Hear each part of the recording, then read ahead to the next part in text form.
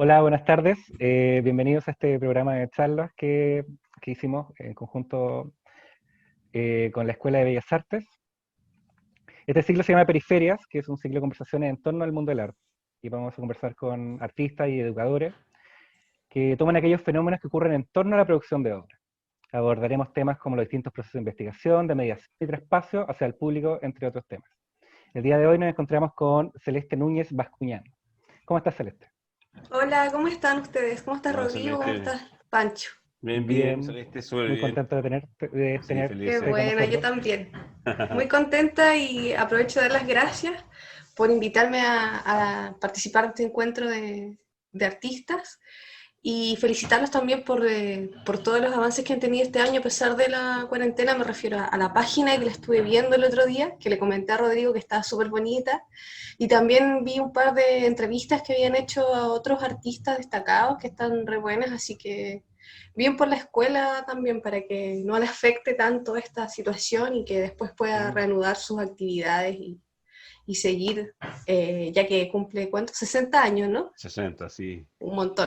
Así que un montón. ojalá se mantenga en el tiempo. Celeste, ¿por qué no te presentas a ti misma para que te podamos conocer? Bueno, mi nombre es, como decía Rodrigo, Celeste Núñez Bascuñán. Soy de acá, de la ciudad de Valparaíso, y estudié Bellas Artes primero en la Universidad Arcis Valparaíso, cuando existía la Arcis, que estaba ubicada ahí en Cerro Alegre. Estudié licenciatura en Bellas Artes con mención en escultura, y años más tarde me voy a la ciudad de La Plata, y en Argentina, y estudio un posgrado que se llama Maestría en Estética y Teoría de las Artes. Y ahí me terminé, no terminé, pero me especialicé más en la parte teórica. Así que esos son como mis estudios formales. He participado también de otros talleres porque me gusta harta la parte audiovisual, así que he tratado de inmiscuirme en ese campo desde la teoría y también desde la práctica, porque realicé primero acá cuando era más chica, empecé muy chica estudiando, a los 17 años empecé a estudiar arte en la ARSI, y en paralelo también hice talleres en el Balmacé de Arte Joven, creo. Ahí hice dos talleres de realización de cortometrajes y de videos. Y también estuve, bueno, siempre que encontraba a alguien o amigo o, que me pudiese, o amiga que me pudiese enseñar cosas acerca de la edición, o de cámara o fotografía, también ahí aprendía bastante. Y en Argentina también me metí a estudiar, era un taller, un seminario más que nada, que era acerca de crítica de cine de autor durante todo un semestre. Así que también y participando de otros talleres, talleres de performance, talleres de video, talleres de aquí, de acá, siempre tratando de poder complementar mi profesión o mi quehacer artístico.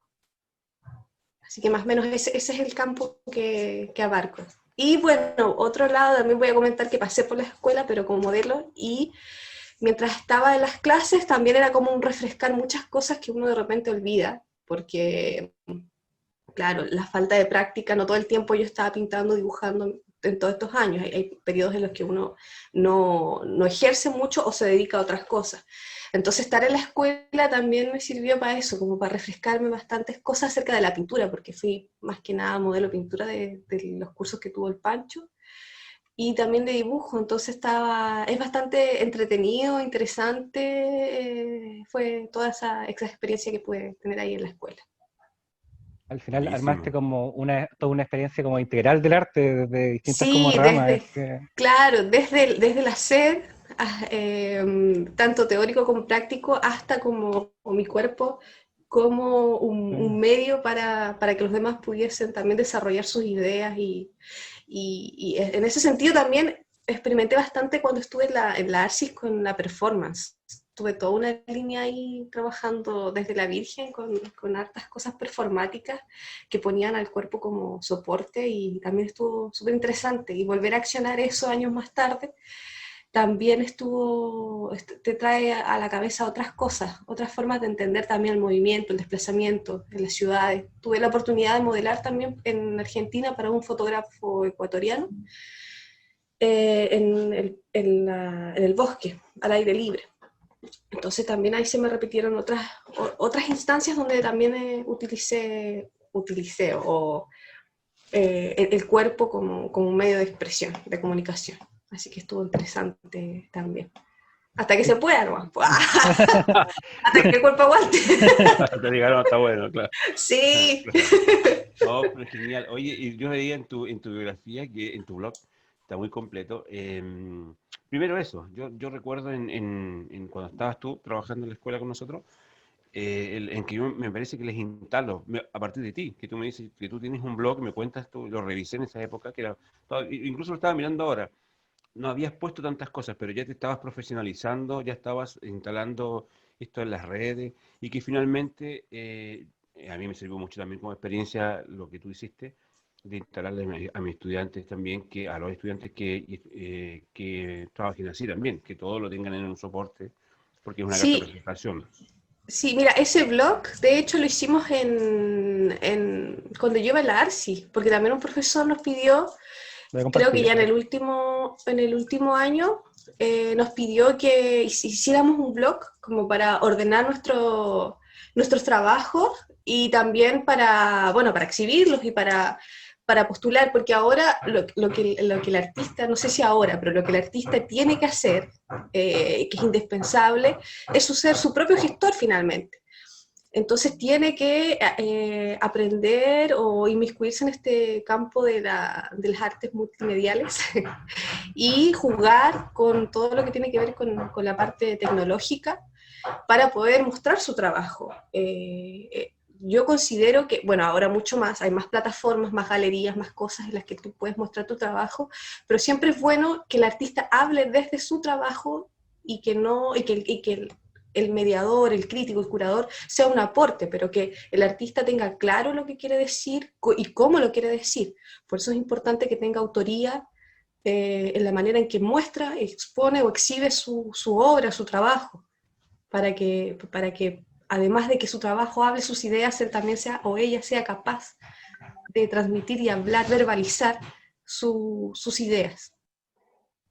Que Eso lo venía concretice claro, que tú, concretice un Rodrigo, perdón. discurso, que concretice un discurso en el fondo.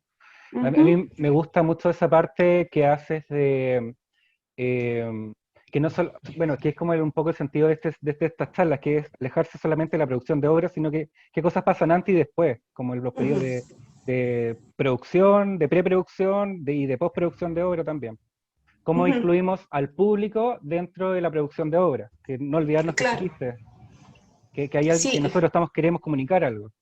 Uh-huh. Sí, de repente a veces, no sé, por ejemplo, el arte que tiene que ver un poco más con conceptos o que tiene que ver con cómo aterrizar ideas o de repente los procesos creativos son realmente la obra más que el resultado y también entender que estamos en una sociedad en que a la gente no se le prepara para acceder al arte, a la cultura o para entenderla o para generar un gusto hacia ella, sino todo lo contrario. Entonces, igual es importante quizás dentro de estos procesos creativos de cada artista, mostrarlos, enseñarlos, desde la práctica también, porque me parece mucho más atractivo cuando el otro puede hacer o puede intentar hacer lo que uno finalmente aprendió, o sea, hacer, por ejemplo, dibujar, o pintar, o esculpir, ¿no? Cuando uno habla desde un formato ya hecho, finalizado, es muy difícil recrear el cómo se hizo eso. Y eso genera una lejanía con el espectador, genera una barrera. No así cuando tú le muestras la materia prima, quizás la agreda y esculpe frente a él y le muestras los procesos, el espectador, el público se siente parte de, porque tiene la posibilidad de que él también lo pueda hacer o ella lo puede hacer. Cuando tú te das cuenta del hacer, de que tú eres capaz, ahí cambia el paradigma y se te abre la ventana y las posibilidades y también es un incentivo para el otro, para que lo intente o para que su cabeza desarrolle ideas, conexiones y también aparezcan cosas nuevas, nuevas lecturas hacia tu misma obra. Entonces eso también es súper interesante y enriquecedor tanto para el artista como para el público. Como que se abre un Por aprendizaje también. supuesto, sí. De hecho, bueno, porque si no nos vamos a ir por otras ramas, pero De hecho, yo tenía la experiencia de como cuando hice clases en Argentina con niños de muy escasos recursos.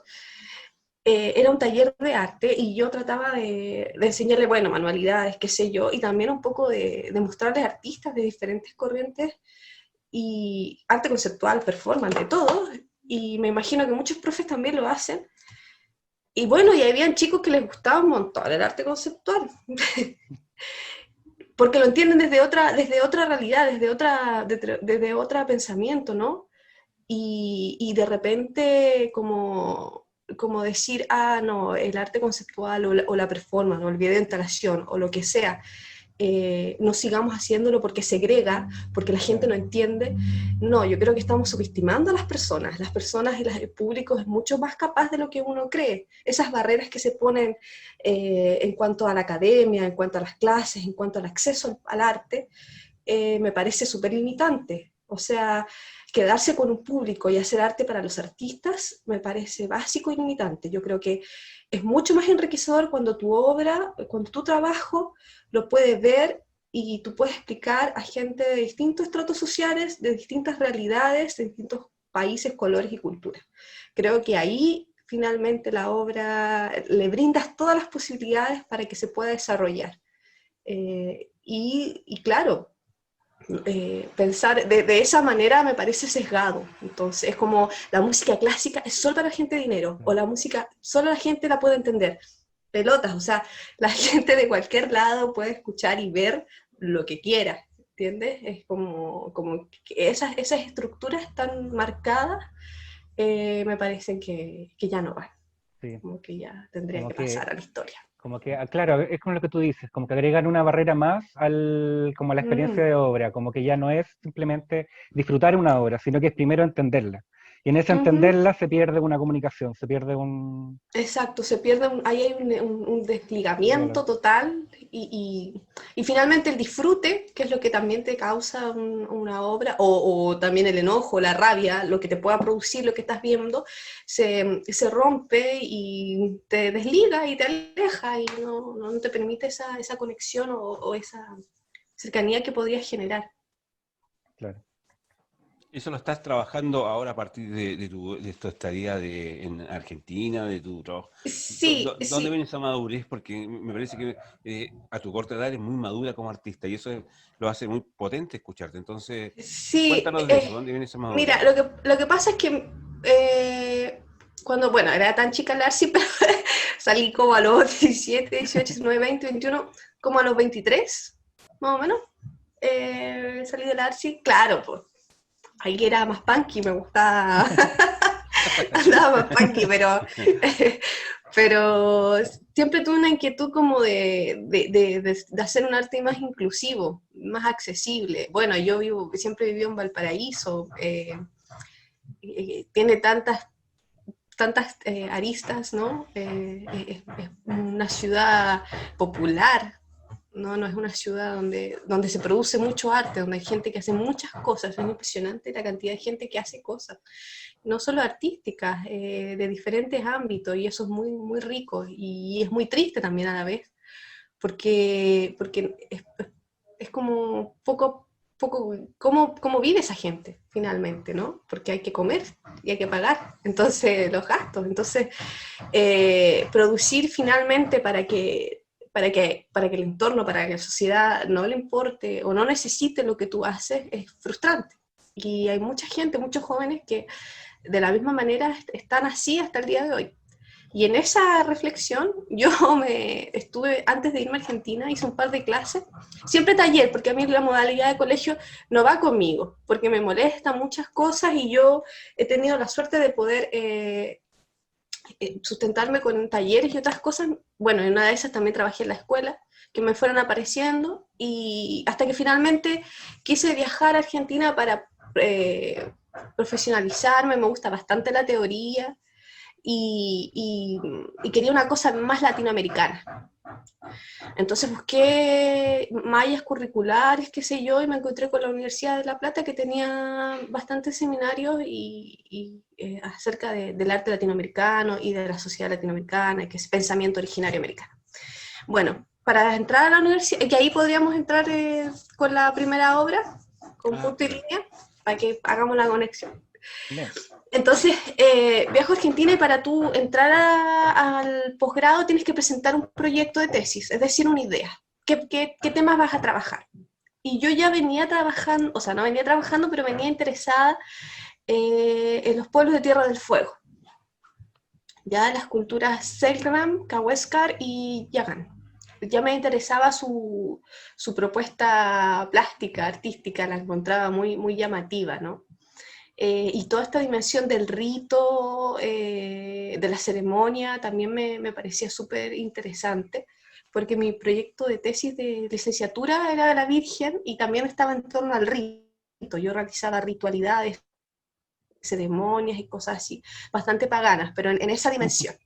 Bueno, presento esta tesis, quedé todo bien, empiezo a estudiar y a desarrollarla. Y la tesis se llama Las manifestaciones pictóricas del punto y línea como matriz del gesto pictórico en los pueblos de Tierra del Fuego. Es muy largo el título. Y bueno, básicamente es punto y línea, que son los dos elementos plásticos que universalmente se conocen para construir forma, y que ellos utilizan en sus pinturas solamente en dos direccionalidades, que son horizontales y verticales, y crean una gama de diseños súper interesantes utilizando tres colores, el negro, el blanco y el rojo. Y bueno, yo entré por la visualidad, me impactó la visualidad primero que nada, y después, claro, como tenía que hacer esta tesis, empecé a investigar ya más a fondo y también con un enfoque latinoamericanista. Entonces, mi marco teórico dentro de la tesis es la mayoría, yo creo que el 80% son autores latinoamericanos. Y inmiscuirte en ese campo, en esa área, te va abriendo la cabeza y te vas dando cuenta de un montón de cosas, de hecho transversales, desde las teorías decoloniales y hasta la actualidad, pasando por todo el genocidio que ocurrió con estos pueblos, el por qué no se toman en consideración las prácticas artísticas de pueblos originarios, no de grandes imperios como los mayas, los incas, los aztecas, sino de pueblos nómades, pequeñas agrupaciones, porque cómo las mira el mundo académico, cómo están totalmente centralizadas, o sea, perdón, con una mirada eurocéntrica respecto a sus producciones, qué ocurre entre el artesano y el arte, desde una mirada latinoamericanista, y ahí te encuentras con un montón de autores y teorías que de cierta manera eran lo que yo pensaba o creía, pero mucho más elaboradas y desarrolladas, y tú te vas enganchando de estas cosas y vas finalmente construyendo tu cuerpo teórico y las percepciones y las ideas y van empezando a tomar forma. Hasta que finalmente puedes armar un cuerpo desde tu práctica plástica, teórica, en favor a estas expresiones artísticas. Es bastante interesante toda esa parte porque se toca mucho, por ejemplo, en Argentina, y tenía compañeros latinoamericanos, mexicanos, peruanos, qué sé yo, que también era bastante transversal. De hecho, la carrera de artes allá se llama Arte Público y Monumental, licenciatura en Arte Público y Monumental. Es otra... Sí. Entonces cuando yo entré y vi que los de la generación anterior, decía, es que arte público, monumental, ¿cachai? ¿De qué me estoy hablando? Claro, o sea, finalmente es el arte al servicio de la comunidad, es el arte al servicio como una herramienta política y necesariamente tiene que ser así por nuestra situación, ¿no? De continente, de maltrato, de un montón de nuestro proceso de colonial. Entonces, claro, te abre la cabeza para un montón de otras cosas. Y bueno, y pasamos entonces a lo de para no pegarme tanto en la teoría, pasamos a lo práctico. Esta tesis yo no quería que quedara, bueno, hablando con mis profesores, compañeros también, no quedara solamente en el papel, sino dije, hay que hacer algo práctico con esto. Quería viajar a Tierra del Fuego, quería también ver en situ el lugar donde se había desarrollado todas estas expresiones. Entonces, ahí tirando ideas con amigos, qué sé yo, dice ya, dije, voy a hacer algo práctico, y nació esto, no quería imitar por nada las pinturas, ni yo pintar el cuerpo, mi cuerpo o el cuerpo de alguien, o sobre un soporte, esos mismos diseños. No quería hacer eso. Yo sé que hay mucha gente que lo hace y está perfecto, pero a mí no me sentía cómoda, no me parecía cómoda con toda la reflexión que yo estaba haciendo. Entonces me fui a la matriz misma, al punto y la línea. Dije, aquí está todo, esta es la concentración, de aquí parte. Lo de ellos y lo de todos, ¿no? Y todo el mundo plástico en general. Entonces decidí irme a la tierra, siguiendo este sentido también súper pensamiento originario. De hecho, hay un autor que se llama Carlos Martínez Sarasola, que él habla acerca del pensamiento originario latinoamericano y reúne varios aspectos de distintas culturas, donde hace una primicia, donde reúne estos 4 pensamientos. Uno es la totalidad, la otra es la comunión, y así. Bien cercano a la tierra, a las raíces, a la identidad territorial. Entonces, siguiendo esta línea, dije, ya voy a trabajar con la tierra, con la naturaleza. Entonces, recordé mis clases de dibujo, cuando empecé el dibujo con Mario Soro, que fue mi profesor de dibujo, y sus clases de frottage, que había que frotar todo, era como todas las superficies, y para dar cuenta del punto y la línea también, de cómo estaba realmente, que no era algo teórico, sino que también era algo que se encontraba alrededor, en el entorno. Bueno, y así mismo sucedió en Tierra del Fuego. Acá, ¿no? Viajamos a... Sí, viajé con un equipo de 3 personas, o sea, éramos 3. Rodrigo Torres, que fue el audiovisualista que sacó esas fotos y también hizo el documental, y Ángelo Álvarez, que es otro artista de Antofagasta, que con él me ayudó, hicimos la parte del frotado y qué sé yo. Y estuvimos una semana en un lugar que se llama Caleta María, porque Tierra del Fuego es bueno, por si no saben, Tierra del Fuego es una isla, está frente a Punta Arenas, hay que cruzar el estrecho Magallanes, y de ahí continúa la carretera austral, todo de ripio, por supuesto, sin mucha señalización, y tienes un viaje de, no sé, 8 o 9 horas para llegar al final de la ruta. Sí, entre medio cruzas por montañas, hay que ponerle cadena a las ruedas, es hermoso, sí, ves varios animales, es muy bonito. Entonces llegas al final de la carretera y ahí hay un lugar que se llama, una estancia que se llama Caleta María, que es el lugar que nosotros nos accedieron a darnos como esta especie de residencia artística, y nos quedamos esa semana para poder construir la obra. Y la obra consistía en tirar rollos de papel. ¿Ves? Aquí yo tengo un rollo grande, como de estos rollos, ¿ven? Uh-huh. Estos así, rollos de papel.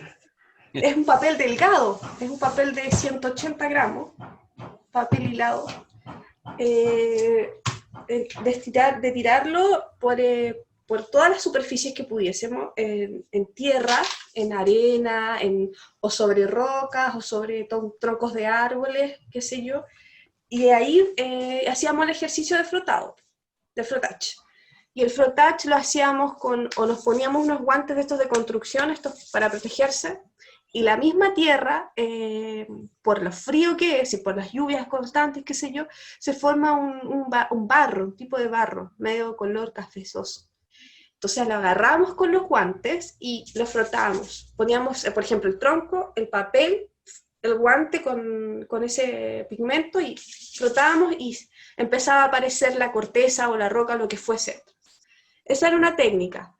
La otra era con unos rodillos gigantes así, que los tengo por ahí escondidos, unos rodillos así que mandamos a hacer a otro amigo, unos de PVC y otro de madera, y frotábamos así como un rodillo para pintar, pero sin pelos, algo así, pero contra el piso. Onda, piso, musgo, pasto, metros de papel y el ejercicio, ¿no? Y eso, y todo ese pigmento que estaba húmedo se adhería al papel y quedaba impreso. O si no, lo otro que hacíamos era con carbón, porque ahí hace tanto frío que los árboles muertos o los troncos se convierten en carbón. Entonces ese carbón natural lo triturábamos o simplemente agarrábamos un pedazo de cartón y hacíamos lo mismo. Usamos todo lo que pudimos del entorno natural. Recolectamos conchitas, hojas, palitos, algas, otros elementos, y el pigmento más elaborado que hicimos, que fue similar, que lo hicimos como de manera similar al pigmento negro que usaban los fueguinos, era este mismo carbón triturado, lo mezclábamos con grasa animal, que comprábamos obviamente en un supermercado, y se pone a fuego. Bueno, por el frío se congela inmediatamente. Entonces lo derretimos, lo mezclamos con carbón, y hacíamos esa mezcla, y con esa mezcla imprimimos cositas más chicas. ¿Cachai? Como pintamos hojitas, pintamos algas, qué sé yo, y la presionamos contra el papel y armamos una trama, porque no se podía de otra manera utilizar el pigmento, rápidamente se congelaba. Entonces, bueno, y así tú también entiendes, por ejemplo, en la práctica, que claro, que todos ellos se cubrían la piel con esta grasa, y era efectiva porque te quedaba como una capa al congelarse, agarra calor porque es grasa, te cubre el frío, y claro, se congela y no se empieza a derretir o caer por el frío que hace. Entonces también te vas dando cuenta de un montón de cosas que leíste, que investigaste, que en la práctica las compruebas, pues son efectivas. Así que fue un trabajo bien interesante, aparte de ver todo el paisaje, que es increíble, hacer caminatas por el lugar, los animales que hay, el clima, el viento, que es un viento pero increíble, de arrasador, de fuerte, el aislamiento, la soledad. Nosotros estábamos a 14 kilómetros de lo más cercano, que era una base militar, y de ahí un pueblo, no sé, 6 horas, entonces era muy lejos todo, y no teníamos tampoco en el lugar ni conexión a internet, ni teléfono satelital, ni luz eléctrica, ni agua potable, nada. Era todo, se sacaba el agua del río y así, era todo muy, muy, muy acorde al lugar, para preservar igual el espacio. Así que fue súper interesante la experiencia de estar en el lugar. Y lo mostraron, perdón, lo mostraron en otra parte, con eso, lo que muestra Sí, Rodrigo. ¿Dónde fue bueno, eso? claro, hicimos la obra, todo esto es reciente, la obra la hicimos el año pasado, en septiembre. Y a fines de septiembre, bueno, apenas la hicimos, fuimos dentro de la isla, un pedazo es chileno y otro es argentino. Y ahí fuimos a ese lugar, que es el que está mostrando ahora, que es la Universidad Nacional de Tierra del Fuego, fuimos a Río Grande, en la parte argentina. Entonces ahí yo había postulado antes con Boca Casa, con el puro proyecto nomás, no había hecho la obra. Y cuando salí ahí seleccionada, dije, oh, la obra no la he hecho.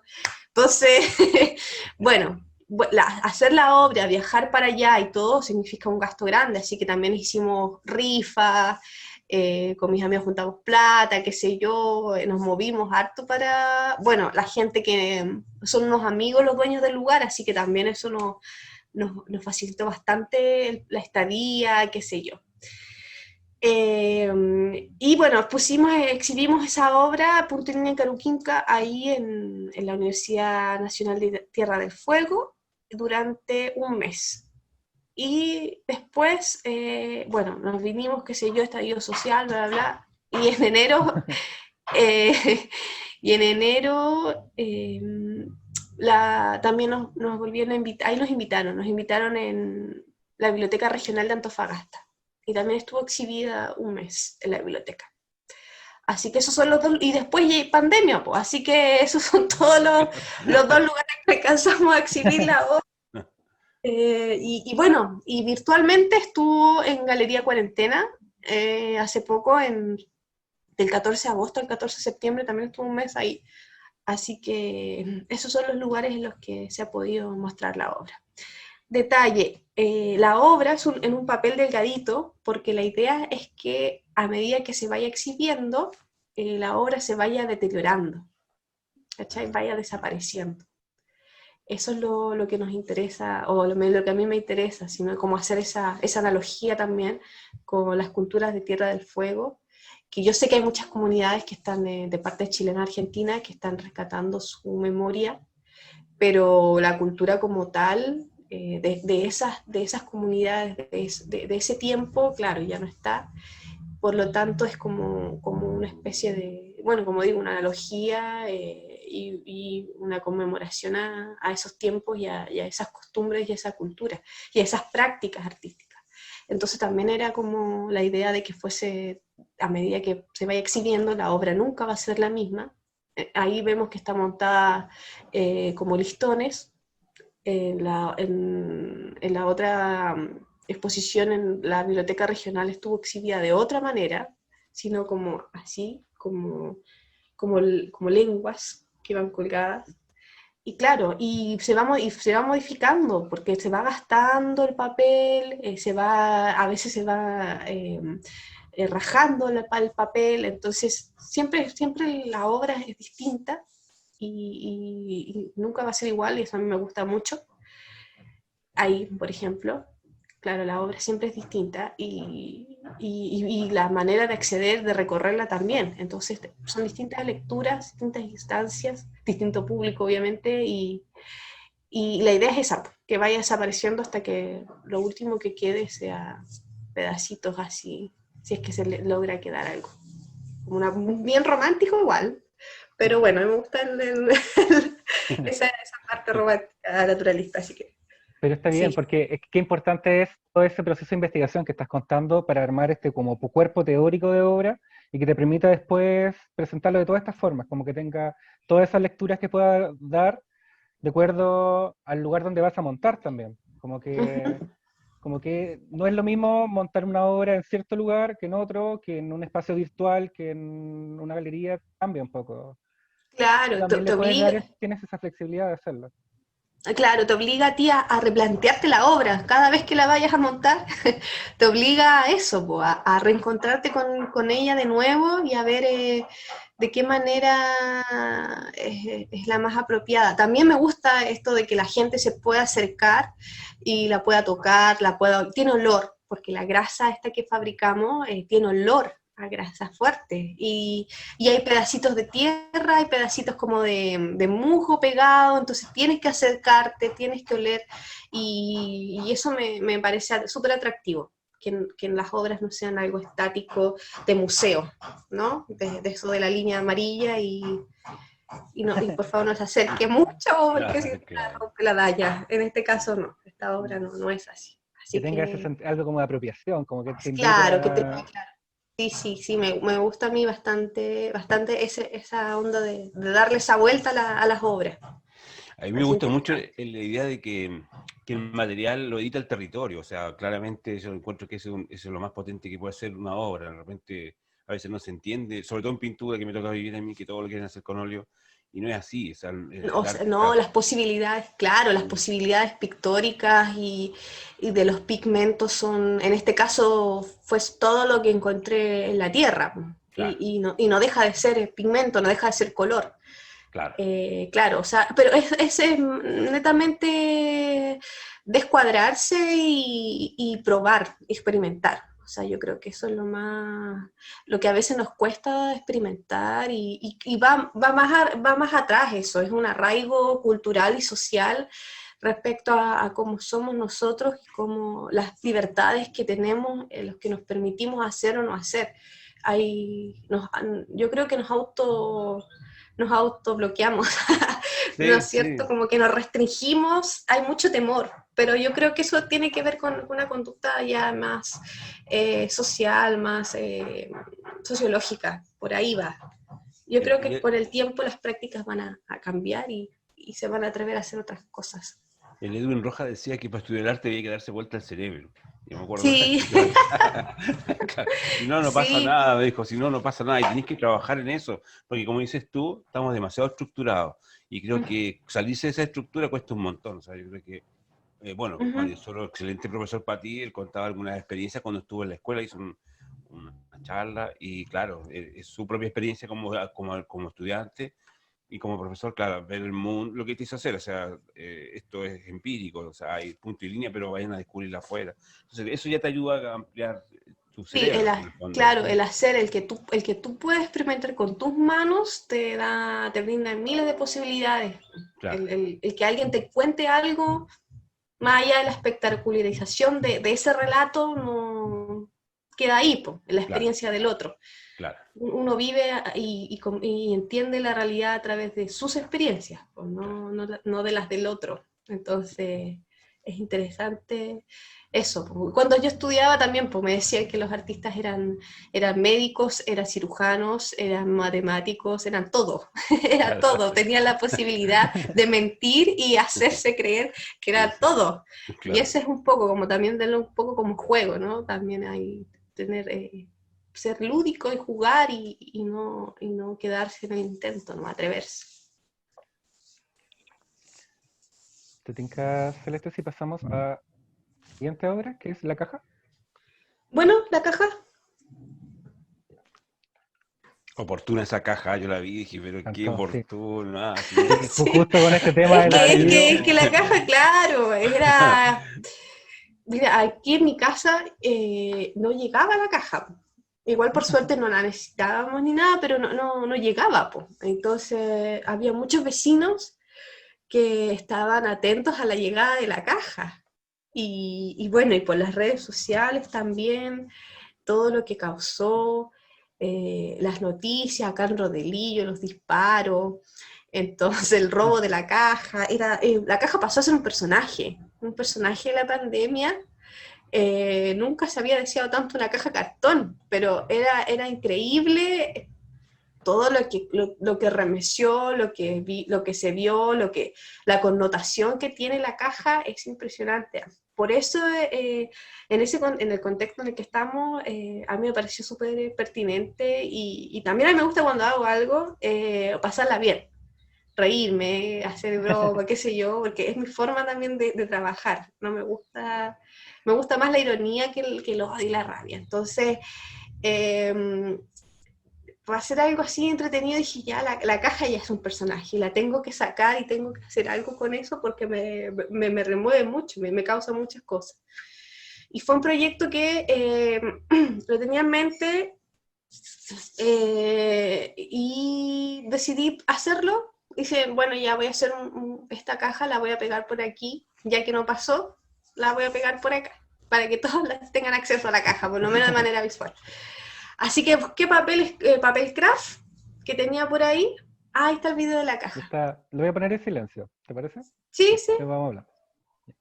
El video de la caja, bueno, con un par de amigas, también son todas artistas, también ellas, y pinté la caja, pinté 3 cajas en papel craft que encuentré aquí en mi casa, eso es acrílico, y en distintas perspectivas, y con engrudo la chanté en 3 casas desocupadas que hay por acá alrededor.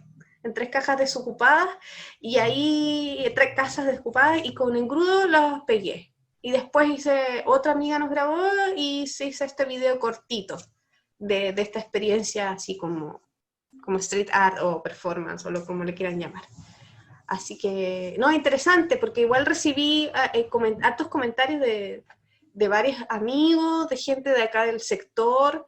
La caja después hay una caja que esa la arrancaron, hay otras que se cayeron por la lluvia, y no, fue interesante el ejercicio porque cuestionarse también bueno, las medidas del gobierno que son nefastas, pero también cuestionarse nuestras necesidades, cuáles son nuestras primeras necesidades. ¿Qué es lo que realmente queremos? ¿La inmediatez o proyección cambios en la proyección? ¿Qué queremos? ¿Son los cambios de fondo o en la forma? Entonces ocurren varias cosas. Junto con el video hay un pequeño texto que hice alusivo también a lo de la caja, que está en... ¿Dónde estará el texto? ¿Dónde estará ese texto? Acá. Ahí ¿Este es está. cierto? Sí. Ese es el texto, sí. Claro, que cuenta ahí dónde se hizo, el Cerro de los Placeres, en qué fecha, porque es un símbolo, claro, ahí dice un símbolo de la cuarentena.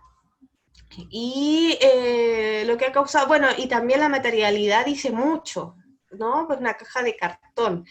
Y ahí yo me acuerdo que la caja de cartón finalmente, la materialidad, que tiene un discurso a sí mismo, ahí dice, el cartón es precario, inestable y efímero. Del mismo modo son las soluciones que presentan los gobernantes frente a una sociedad que continúan subestimando. Claro, el cartón habla por sí mismo, la materialidad, sin querer el gobierno nos entregó un mensaje a través de la caja, ¿no? Eso finalmente es como el resultado, o sea, cómo nosotros recibimos ese mensaje, cómo se procesa, cómo la gente lo entendió, es lo interesante.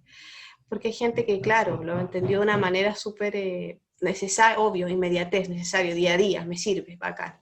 Y hay otro que fue una burla para otras personas, tanto por el contenido como por la caja misma, ¿no? De querer parchar toda esta incertidumbre con un poco de comida, con marcas que son de los mismos amigos empresarios, entonces como que hay ahí toda una disonancia respecto a la entrega de la caja y del material. Sí. A mí en lo personal me gustó y tuvo buen recibimiento la idea de la caja. Se exhibió no sé si todavía está exhibida, no estoy segura, en la Galería Valle Utópica. Sí, sí, estaba ahí. En Sí está, sí, internet, yo la sí. vi hace poco que Sí, se sigue ahí. sí, junto a otros artistas más está en exposición esa obra. Es un tríptico, finalmente, porque puse las tres cajas juntas. Lo pensé, desde un principio lo pensé si que eran, no sé por qué, tres cajas, porque me parecía interesante en cuanto a la visualidad, las perspectivas, qué sé yo, que estuviera distintas caras, las distintas caras de la caja. Me encontraba algo más interesante, más atractivo. Es como el convertir una imagen en la política del bono, un poco el tema de la caja. Así, Exacto, sí, sí. esa como política de ya bono para todo, no, está la caja. Caja para Como, todos, sí, sí, como caja una para cosa todo. así, sí, sí, algo así. Como ese gesto poético. Como ese gesto político, sí. Pero Sí, sí. lo potente que encontraba era eso, que cuando veo tu caja en internet, en Facebook, yo no manejo otras redes, Uh-huh. y la veo y fue como un descanso. Fíjate que tal vez a mí, tal vez en mi página, en mis cosas, se ve mucha pintura, mucha cosa egocéntrica, así como el yo pintando y esa cosa, y de repente ver que alguien así, oh, un respiro, existe alguien que está trabajando de verdad, no, decir la palabra de verdad, tal vez más profundamente, y eso lo encontré potente del punto de vista, creo que te lo dije en un momento, Uh-huh. sí, porque encontré eso, que realmente se necesita esto. Yo no sé qué pensáis tú de la escena valporteña, de repente, que imagínate, Mira, vienes de... el año pasado volví a Valpo, así que volví así como que ya volví de frentón en octubre, 2 semanas antes del estallido. Ah, Ya, entonces, claro, respecto a lo que tú dices, claro, como impacto social o como, qué sé yo, incluir a la comunidad en un ejercicio así, claro, es mucho más potente quizás esta imagen de las personas que reciben la caja o está en la palestra, la ven por la tele, que quizás una pintura no sé, pues de alguien enfermo, o una pintura más surrealista, o del mismo COVID, del monito, no sé, quizás es más potente, más fuerte, comunica más o le llega más al común de las personas algo que ellos con lo que interactúan cotidianamente. Y, y lo de la escena porteña, la verdad, ahora yo estoy viendo mucho más de lo que veía antes, porque... Aló, te ¿Hola? escuchamos. ¿Te escuchamos bien? aló. Ah, ya, es que se veía Zoom. Es mucho más potente, o sea, veo mucho más de lo que veía antes, sobre todo ahora que está esta cuestión de cuarentena, entonces uno por redes sociales ve un montón de cosas. Yo conozco un par de gente que hace cosas en Valparaíso, también compañeros que tuve en la Arcis, como los chicos, los voy a nombrar, como los chicos de Tsunami, el Pablo y otra gente que está, el Nemesio, que todavía trabaja en otras galerías, Felipe, qué sé yo, que es de Calera, que están ahí haciendo cosas bastante interesantes, bastante buenas. La Kieka también, que es audiovisualista, que trabaja con Matanza. Que tienen bueno, somos de la misma generación, fuimos súper poquitos los que salimos. Entonces tienen una idea bastante interesante de cómo abordar las artes y los medios también, ¿no? Todos trabajan sonoros, audiovisuales, instalaciones, otro tipo de expresiones que se escapan a las tradicionales, ¿no? Que son, sin desmerecer las otras, por supuesto. Pero creo que hay gente que hace mucho, pero creo que faltan espacios para mostrar. Ahora esto quedó constatado en la cantidad de producciones que existen y que puedo ver en las plataformas de internet. Claro. ¿Cachai? Ahí me doy cuenta de la cantidad de personas que hacen cosas y de la cantidad de espacios que faltan, porque galerías como tal, en Valparaíso no hay muchas, ¿no? Me refiero para el artista emergente. Está, la del Bellas Artes, no sé si todavía está, la que queda en Calle Condel. Afectada, no sé si se va a volver todavía, eso está complicadísimo, porque hay ¿Ves? hay Entonces, litigio, hay una cosa rara. claro, y es un buen espacio. Y después está El Farol. la Punta Ángeles, que nos parece tampoco va a estar vigente. Está el Alfarol, está el Centex y después algunas en los Cerro Alegre. Pero ¿qué pasa con los estudiantes? ¿Qué pasa con la gente que entra a estudiar arte? No sé. ¿Qué pasa con ellos? Más que mostrar sus trabajos de fin de término en el mismo establecimiento donde estudian y se quedan ahí. Entonces es desalentador, porque, porque finalmente es una burbuja mientras tú estás estudiando y después tú sales y hacia dónde vas, qué haces con lo que hiciste en una sociedad que te dice que no sirve o que no lo necesitan. Entonces es bastante contraproducente en ese sentido. Yo creo que faltan espacios para mostrar. Yo creo que también deberían activarse, por ejemplo, las escuelas, en los colegios, ahí hacer algo con la municipalidad, no sé, donde se hubiera la posibilidad de que hubieran talleristas y que estos chicos mostraran y que fueran, no sé, a activar con eso, porque más que gente que haga cosas, necesita gente que se vea y que se muestre su trabajo para que esos mismos productores se enriquezcan de la experiencia que su obra interactúe con un público, y así modificar y cambiar o agregar, complementar lo que están haciendo, porque en tu taller de la universidad o en tu pieza entre cuatro paredes es difícil que te des cuenta o que tu obra evolucione o logre cambios si no tienes un bagaje o una opinión o te quedas ahí, pues. Entonces, para mí así lo veo yo, con falta de lugares, falta de interacción. La escuela, y me acuerdo cuando estaba ahí de modelo, ustedes estaban haciendo varios conversatorios y estaban invitando, había como un cruce no me acuerdo si con la UPLA o con otras instituciones, que estaba interesante y que son cosas que deberían ocurrir. Yo cuando estudiaba la ARSI no ocurría eso. Creo que una vez exhibimos junto con unos chicos de la UPLA en el Centex, pero fuera de eso no había un cruce. Y creo que es fundamental que exista, que haya un cruce de escuelas de arte, de universidades y municipales. Incluso ojalá hubiese con estudiantes de la enseñanza media, no sé, que se complementara eso. A mí me Sí, parece ahora, que eso es lo más, crear cultura educativa, creo que es que es lo que es fundamental para crear artistas con capacidad crítica. yo creo que nosotros, bueno, son dos cosas. Una, ese esfuerzo de juntar escuelas, no sé si un espacio tan grande, pero generar espacios de interrelación entre escuelas, lo está generando Centex a través de un programa que hay un espacio escuela, así se llama, Rodrigo, me parece, la Galería Escuela, perdón. Galería Escuela. Galería Escuela, y bueno, ellos están juntando las escuelas de acá, de Conce, nada de Santiago, todo como bien regionalista. Y bien, resulta interesante porque los chiquillos se motivan más allá de todas las cosas que ahora por esta situación se hace más lento. El año pasado hubo un encuentro, las escuelas viajaron se conocieron, digamos, se conocieron que existía. Pero yo y frente a eso, celebró tu posición, porque claro, la escuela es como una casita, una familia chiquitita, la escuela, cualquier escuela.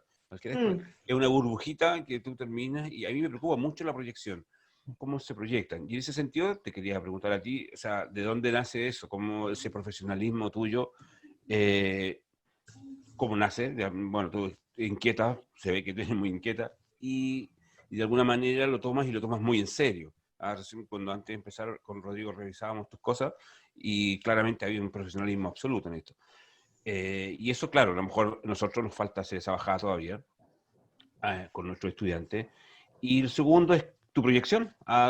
¿Dónde va a ser este Núñez? ¿Qué va a hacer después de todo esto? ¿Qué tienes visualizado? ¿Cómo proyectarte más en el fondo? No sé si la palabra profesionalizarte, porque ya eres profesional, sino que cómo proyectarte más, cómo generar otra visualidad de ti, otra visibilidad de ti. Mira, en cuanto a eso de la inquietud, bueno, sí, plantearse a las personas que están estudiando arte o van a estudiar arte o están en ese proceso si realmente eso es lo que se quieren dedicar. Porque no es como otra carrera, otra profesión que tú vas a una institución y te contratan y te pagan mensualmente. No, eso no existe. Entonces, a menos que seas docente. Claro. Y docente no se necesita mucho. Entonces, como que de verdad ser sincero con uno mismo y decir, tengo las garras, el aguante para dedicarme a esto.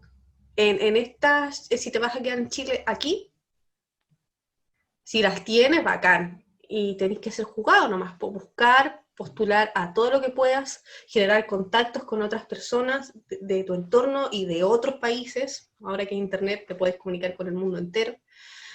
Entonces, eso, y estar constantemente pensando, divagando. El divagar es el ocio, es la panacea del artista, así que en ese contexto van saliendo varias ideas y varias cosas. Hay procesos en los que uno, claro, no hace nada, o se dedica a otras cosas, y de repente te dan ganas por hacer. Tiene que ver con tu compromiso también, con tu compromiso frente al hacer.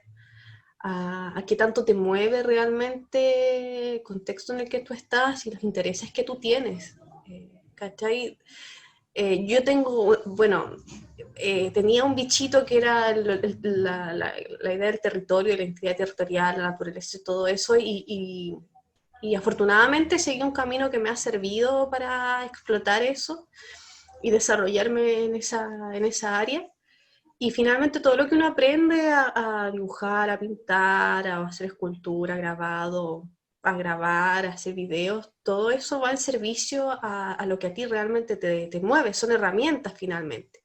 Son herramientas que te permiten difundir y aterrizar y expandir tus ideas. Y como proyección, bueno, ahora pronto, en diciembre, si la pandemia todo se va, o sea, si se va la cuarentena, me refiero, estoy en un proyecto de microcuradurías para esta cosa que se llama SACO, que yo recién la estoy conociendo. Yo sé que es una plataforma que es medianamente conocida, y que somos 12, y participamos artistas de Argentina, Chile, y Perú y Bolivia, acá los países vecinos, los limítrofes.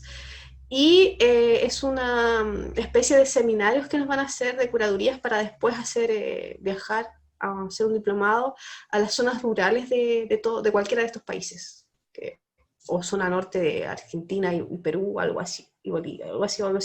Eso es lo próximo, así como profesional, que tengo que viajar a Antofagasta en diciembre y en enero a estos seminarios y a compartir con estos artistas de estos países vecinos.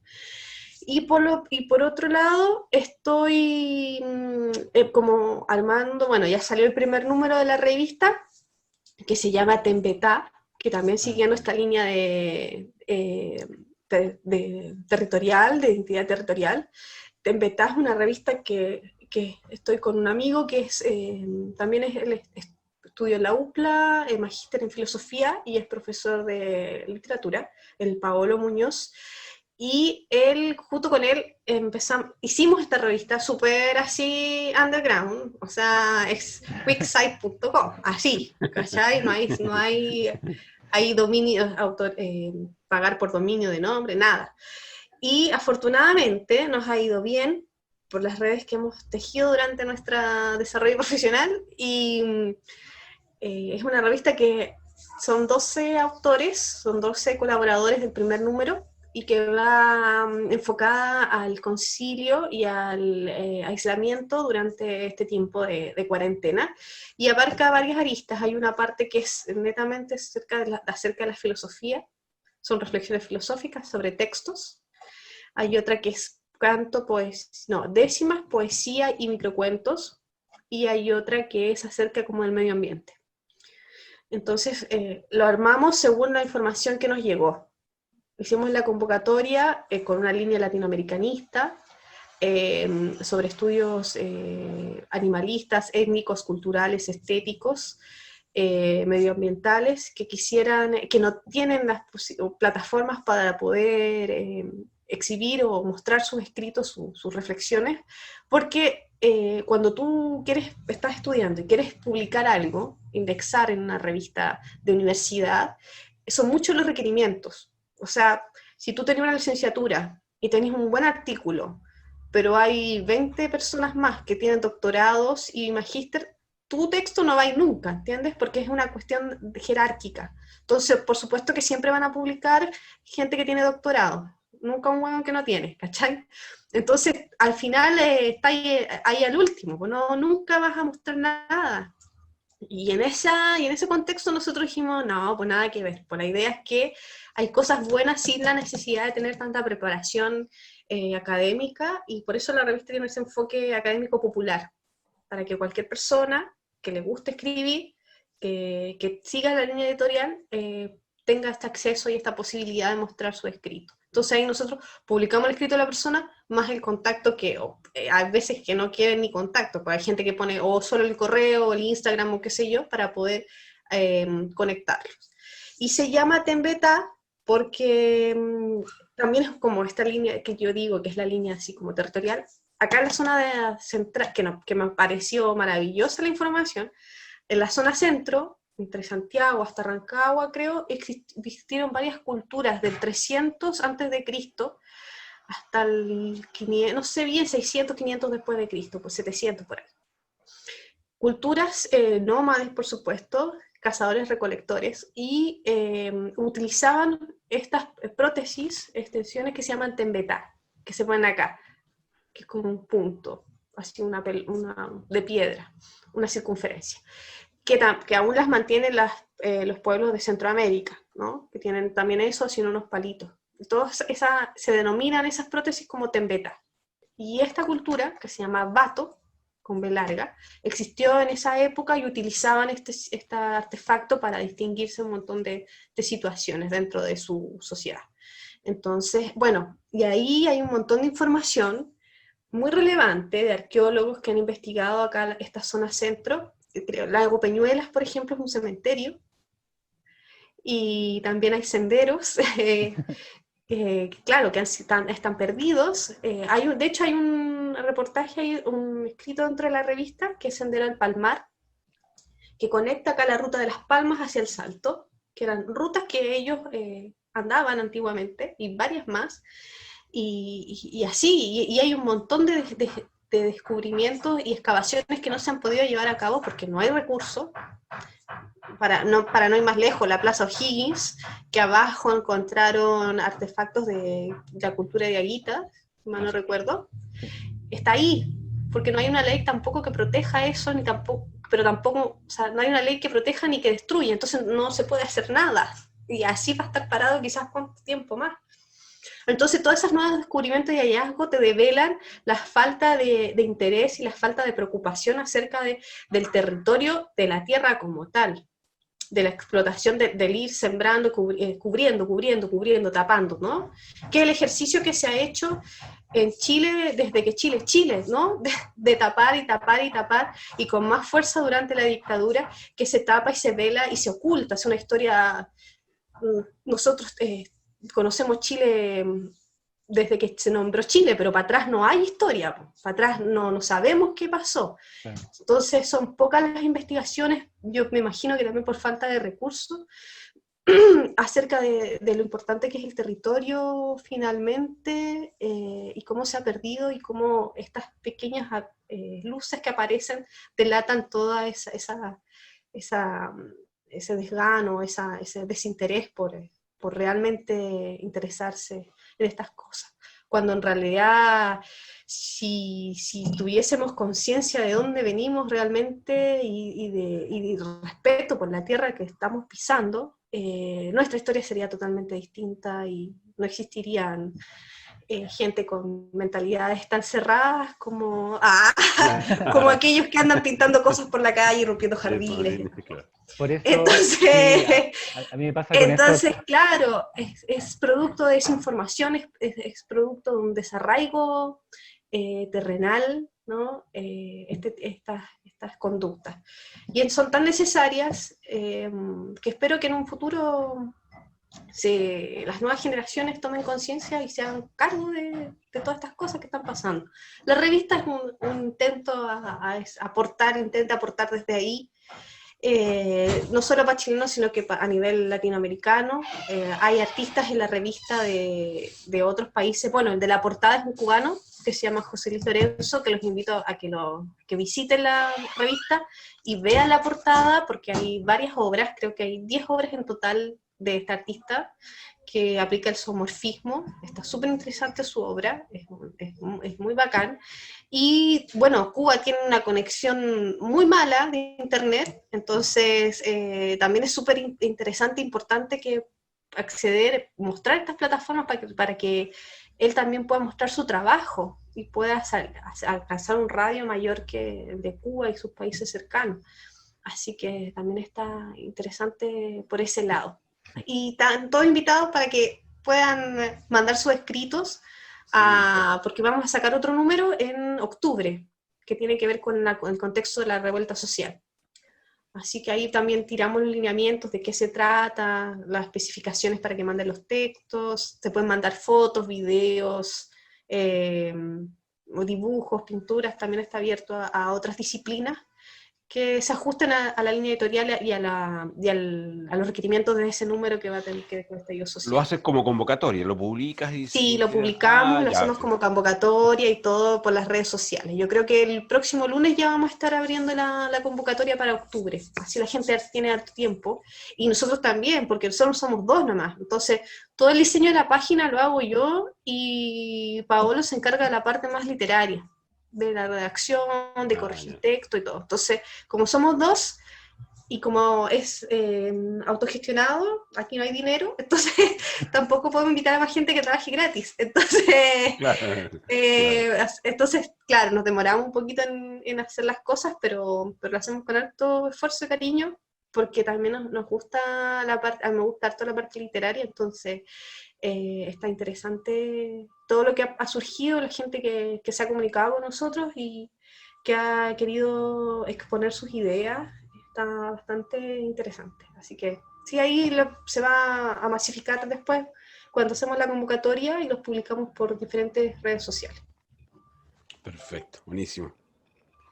Así que esas son mis proyecciones, o sea, hasta el momento proyecciones. Igual tengo otros, siempre estoy haciendo cositas, por ejemplo, estoy ahora ilustrando un cuento del Felipe Nadie, de otro chico que también salió de la Arcis, que él también escribe, así que tuvimos otro libro anterior que sacamos que se llama Vista al Desierto, que está ahí en el blog.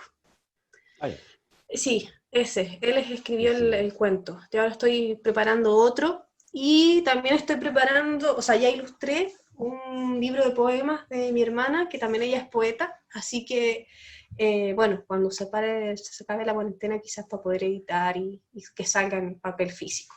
Se va saliendo más. Así que esos son los proyectos que más o menos estoy viendo, y a ver qué sale para después. Tremenda, Celeste. ¿En qué lugar podemos ver todo esto? ¿Cuál es la dirección de tu blog, por ejemplo? Bueno, mi blog es Celeste NB, de Núñez y B de Bascuñán, con B larga, nb.blogspot.com. Y ahí en el blog la parte de arriba sale, bueno, puedes ver mi Instagram, que ahí yo subo como ejercicios, dibujos, pinturas, algunas las vendo, otras no. Ahora estoy haciendo una serie de universos que me ha ido bien. Así que, y pueden ver, también se pueden conectar a una revista donde hacía crítica de cine. También está el Facebook de la compañía de teatro en la que trabajaba en Argentina, que ahí hice la escenografía de una obra muy bonita que se llama Errante. ¿Y qué más está? Y está el link de la revista Atembetá. Y en el mismo blog aparecen todos los trabajos que hablamos hoy y otros más. Y también link a videos, por ejemplo, está el link al documental de Montolina en Caroquinca, está la presentación del proyecto, está el link al teaser del documental, hay varias fotografías, videos, está también trabajos antiguos, como el de la Virgen, que son varios videos, había cierto video performance. Así que, no, está entretenida el blog, pueden ver hartas cosas para que se entretengan. De la cuarentena. Es que, ¿sabes qué? Yo creo que es lo que más hace falta en estos momentos, que es como un poco lo que tú contabas, que más allá de la producción por producción, también falta como esta parte de generar masa crítica, de hablar de arte, de hacer como estas conexiones. Entonces ahí la revista, o que ya es como una especie de periodismo artístico, lo hace como interesante, hacer como este tipo de recopilaciones. Falta mucho, entonces qué bueno que se dé. Sí, claro, y que sea interdisciplinar, ¿cachai? O sea, por ejemplo, Claro. ahí hay una persona que es geóloga que está dentro de la revista y otro que es otra área. Entonces, es interesante el cruce de profesiones, de carreras, que yo en Argentina lo pensaba como un ideal y cuando estuve allá lo vi como una realidad, porque tuve varios compañeros que estudiaban medicina y estudiaban música a la vez. Como es gratis, tú no te preocupas de que tienes que pagar 2 carreras, ¿cachai? Entonces eso es muy provechoso. Yo también me metía a varias clases de astronomía, porque me gusta la ciencia, y a conversatorio y cosas así que obviamente jamás lo hubiese podido hacer, porque acá no te dejan ni entrar a la U de repente, ¿cachai? Cuando nosotros estudiábamos en la ARSI no nos prestaban los libros, íbamos a la Católica y no nos prestaban los libros de la biblioteca de la Católica, sí, era terrible. Entonces como que después encontrarte con otro universo de posibilidades para acceder a cultura, educación, es súper conmovedor y provechoso también, pues. Así que es interesante que esas cosas ocurran, po. Que la gente se mezcle, que mezcle sus capacidades y también sus quehaceres. Es súper, complementa y te sirve un montón. Tu cabeza se abre y se expande y también el entregar ese conocimiento es súper, es primordial. Así que, nada, pues eso, Buenísimo. leer harto. Sí, después te voy a preguntar por la interna algunos textos. Sí, hay varias bibliografías bastante interesantes, latinoamericana, de colonial, artística, es súper interesante poder tener acceso a ella y difundirla y pasarla, qué sé yo siempre estoy ahí nombrando autores cada vez que me entrevistan porque de verdad que a mí me sirvió mucho y me abrió otra dimensión a entender muchas cosas respecto a lo que es Latinoamérica, a lo que somos nosotros y cómo deberíamos y hacia dónde deberíamos proyectarnos. Entonces, y gente que empieza, y después te das cuenta un montón de cosas. Por ejemplo, esta cuestión de identidad latinoamericana empieza como en los 60, 50, y si te das cuenta, la mayoría de las dictaduras empezaron a partir de los 60 acá de manera sistemática en Latinoamérica, y eso quiere decir, bueno, la gente estaba pensando por sí misma, se estaba dando cuenta de su arraigo territorial bueno, y el sistema imperante echó abajo un montón de cosas que es importante volver a retomar y con más fuerza ahora más que nunca. Así que está interesante. Bueno, y también, para no explayarme más, la revista en ese sentido de fomentar la lectura son textos cortitos. No son textos largos, por lo mismo, porque sabemos que la gente no tiene el hábito de la lectura. Claro, que se perdió Y que eso. claro, entonces que más de 3 hojas nadie lee. Una. Entonces, Una, sí, claro. es verdad, sí, es verdad. Claro. Entonces, son textos cortitos para fomentar la lectura. Así la gente queda enganchada y lee un poquitito y ya se informó de algo. Entonces también va por ahí, ¿no? Como tratar de masificar el conocimiento, pero de una manera también entendiendo el contexto en el que estás, ¿cachai? Y la manera también escritural de no mucho tecnicismo para que la gente pueda leer de cualquier tema sin haber pasado por ningún estudio previo, ¿cachai? Que sea entendible, que sea coloquial. Celeste, Así que eso. te agradecemos mucho por estar con nosotros ahora. Vamos a Sí, hacer el una cierre. maravilla. Una maravilla. Sí. Muy enriquecedor todo esto que nos comparte, de todo lo que viene, que pasa antes y después de la obra. Es como Uh-huh. súper importante para nosotros.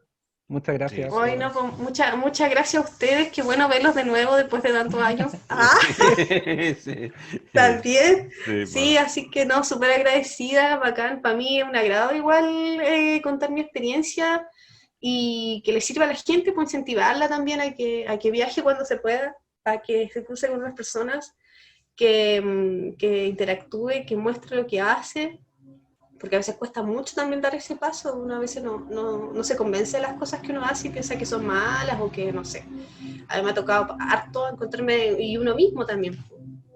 Entonces es bueno esa plataforma, que ustedes también tengan esta plataforma para que las personas puedan mostrar, exhibir y hacer instancias de conversaciones. Donde se pueda masificar esto, porque el arte, hablar del arte no es tan complejo ni no necesitas tanto estudio, es mucho más del sentimiento, de la experiencia, de lo sensorial, que de otra cosa. Lo demás es un complemento, así que es súper grato y me pone muy contenta también, pues, que me hayan invitado y sí, súper. Sí, Oye, porque ahora sí. además a través de mí hay otros más, pues yo voy con un montón de gente con la que trabajo, con la que me junto, con la que hago cosas, entonces que me dé la posibilidad de yo poder contar mi experiencia también es la experiencia de otros, entonces está interesante, está bueno.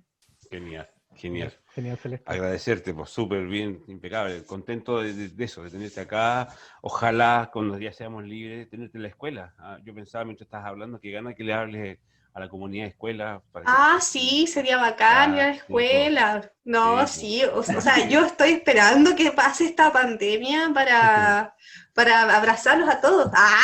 Sí, pues. Para poder abrazarlos a todos, sí, para poder reunirme con la gente, porque ya igual esto es bastante extraño también, ¿no? Es estar en una cámara, como que uno, bueno, yo pensaba también que como es las puertas de una nueva era, en donde el capitalismo finalmente se va a acabar, porque más allá de que todo tiene un periodo y que todo es cíclico y que las cosas tienen que terminar, buenas o malas, el capitalismo también se afirma en lo material, ¿no? En lo tangible. Y estamos en una era en que lo digital impera, entonces lo tangible ya pasa a segundo plano, y cuando lo digital y lo interdimensional está en este aparato, por supuesto que nuestras relaciones y toda nuestra organización social se va a modificar y va a cambiar. Así que en un futuro tampoco va a importar ser hombre o mujer. Así que, ¿no? De verdad, Claro, es obvio. vamos, claro.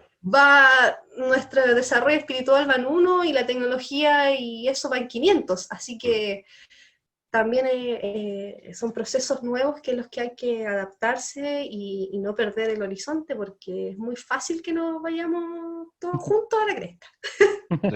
Estamos a un paso, claro. Sí, estamos a un paso. Sí. Así que es importante, por eso es importante las artes y la cultura y todo lo que tiene que ver con los sentimientos humanos. Así que un aporte que hagan esto, y gracias de nuevo. Muchas gracias.